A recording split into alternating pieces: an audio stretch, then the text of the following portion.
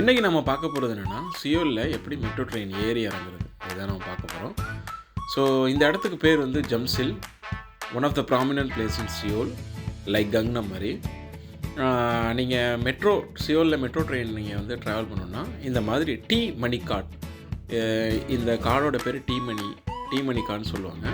நீங்கள் ஏர்போர்ட்டில் வந்தோடனே எல்லா ஸ்டோர்லேயுமே இருக்கும். 7-Eleven, GSCU அப்படின்னு ஒரு சில ஸ்டோர்ஸ் இருக்கும்.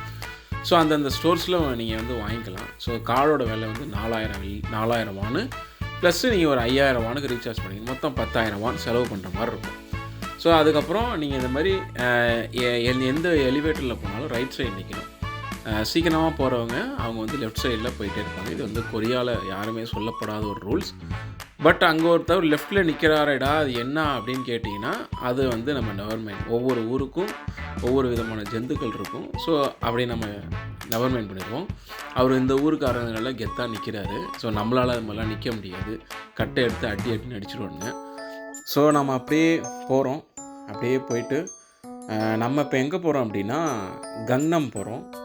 ஸோ கங்னம் வந்துட்டு எக்ஸிட் நம்பர் 2. ஸோ அந்த எக்ஸிட் நம்பர் 2ல் தான் வந்து கங்னம்க்கு போகிற ட்ரெயின் வரும். அதை நம்ம எப்படி கண்டுபிடிக்கலாம்னா, மேலே போர்டு இருக்கும். ஸோ அதில் 2 அப்படின்னு போட்டிருக்கோம். ஸோ அந்த 2 அந்த ஏரோ மார்க்கை பார்த்தே நம்ம போயிடணும்.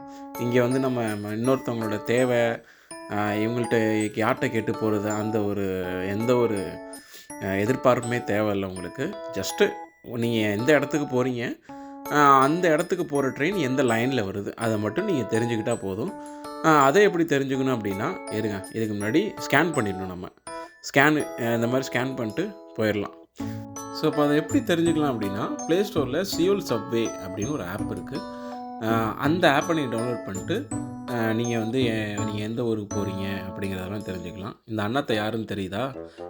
லெஃப்ட் சைடு கெத்தாக ஒரு அண்ணாத்தை இருந்தார். அந்த அண்ணாத்தை தான் ஏதோ மருந்து சாப்பிட்ருப்பார் போல், அதான் அப்படி நடக்கிறாரு.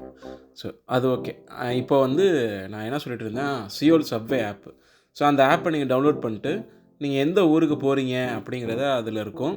ப்ளஸ்ஸு ஒவ்வொரு கலர்ஸ் இருக்குது, யூஸ் பண்ணியிருப்பாங்க, ப்ளூ, க்ரீன் அப்படின்ட்டு. ஸோ நீங்கள் போகிற ரூட் வந்து என்ன கலரில் இருக்குது, அது எந்த லைனில் இருக்குது, அதை மட்டும் நீங்கள் வந்து ஆப் மூலமாக செக் பண்ணிக்கலாம். ரெண்டாவது, நீங்கள் இந்த மாதிரி ஏறும்பொழுது இந்த மாதிரி ஃபஸ்ட்டு க்யூவில் தான் நீங்கள் ஃபார்ம் பண்ணணும்.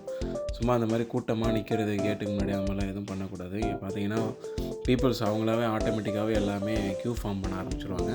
ஸோ நமக்கு ட்ரெயின் வந்துருச்சு. இங்கே ஒரு அண்ணாத்தை மருந்து சாப்பிட்டுட்டு நிற்க முடியாமல் நின்றுட்டுருக்காரு. ஸோ ட்ரெயின் நமக்கு வந்துருச்சு.